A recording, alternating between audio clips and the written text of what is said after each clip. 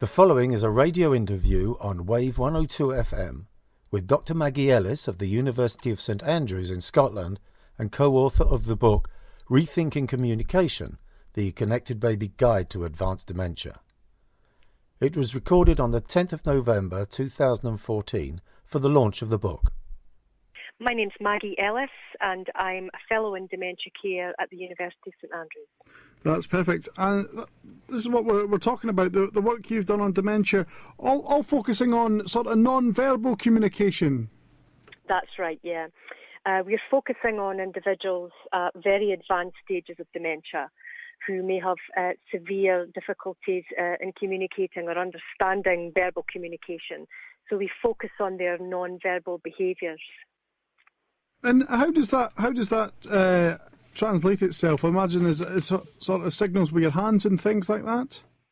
Yes, what we do is attend to what the person with dementia is doing. So pay very close attention into the rhythms of their breathing, to any movements that they might make, to any direction of their eye gaze, to sounds, facial expressions, any sort of behaviour at all in those domains. We pay attention to those and reflect them back to the person in some way. So it involves behaviour matching. And I suppose that's kind of key for dementia sufferers who have lost the sort of ability to speak, and they can pick up on other things then. Yes, definitely. When the ability to talk has gone, people with dementia still retain the desire and the ability to communicate. It just looks different. It doesn't look the same as you and I having a conversation right now. It will look very different, and it's sometimes very difficult for caregivers and family members to understand that these behaviours actually represent some sort of communication and that they can connect with their loved one in this way. And is this a sort of technique you've come up with then? Yes, myself and my colleague, Professor Arlene Astell, adapted this technique from a technique that's used in learning disabilities called intensive interaction, which also involves behaviour matching. But we adapted it for people with dementia. The technique had to be slightly different, and it's tried and tested, and it really makes a difference to people with dementia, and you can really see a change in their behaviours, a positive change in how they communicate. And I mean, what sort of response has it got from the carers and people in this line of work? Well, people that we've actually trained staff members to do this. And in the beginning, they're all kind of a bit wary about trying this because it can feel a bit unusual to begin with. I'm not going to go in and talk to this person. I have to use the language that they use.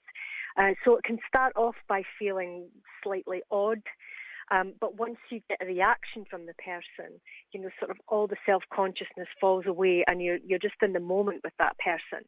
And we found that that's what caregivers said, that once they broke through and managed to reach this person in some way, that it was, completely enjoyable and they forgot about everything else. And I suppose it must make it easier in terms of just the care process itself, in terms of food, eating and stuff like that. What normally happens is that people with advanced dementia who can't talk anymore will have most of their social interactions during these functional activities. So we're talking about things like eating, going to the bathroom, etc. And that's when they will experience the majority of their social interactions, and they very rarely experience social interaction just for the sake of it, because care homes are very, very busy places, and people are pushed for time.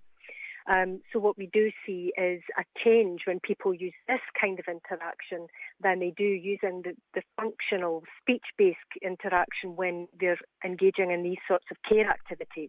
That's perfect. Thanks so much for that today.